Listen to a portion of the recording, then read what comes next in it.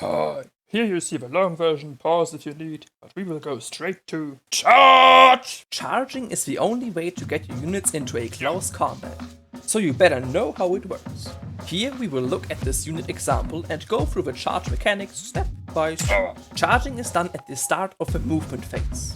At no other point you are able to engage a unit in close combat, so you better do it now before the enemy takes the initiative. The first thing we need to check is the line of sight, because you can only charge units that lie in the front arc of your unit. Then we need to check which side of the unit we are charging, front, flank or rear. And then of course we need to check if it is even possible to charge. We simply cannot declare a charge if a charge is not possible.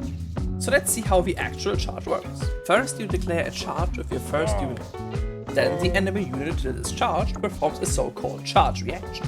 More about charge reactions in the charge reaction video, but here a small overview. After the charge reaction has been resolved, you choose your next unit to declare a charge with and resolve any charge reactions. Repeat this process until all units that you want to charge with have declared a charge. Up until now, no unit has charged yet. We just determined who wants to charge. After having declared all charges, we can finally get moving.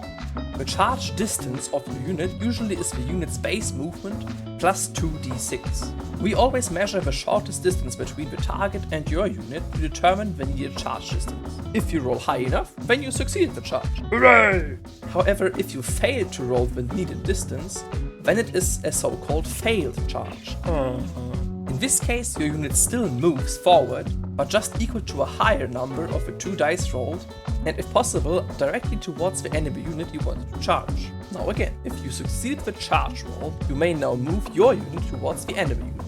For this, you need to move into base contact with the enemy. During this move, you are allowed one single wheel of up to 90 degrees. Don't worry, you don't have to measure the distance your unit moves during this charge, since you already made a successful charge roll. After moving in and successfully touching the enemy unit with your front line, you now align to the front of the enemy.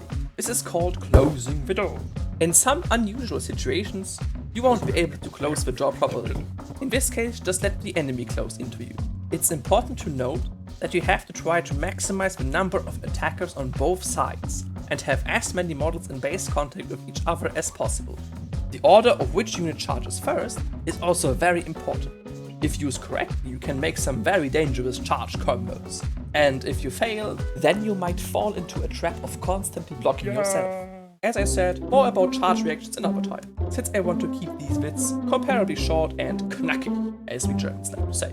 Until next time, ciao!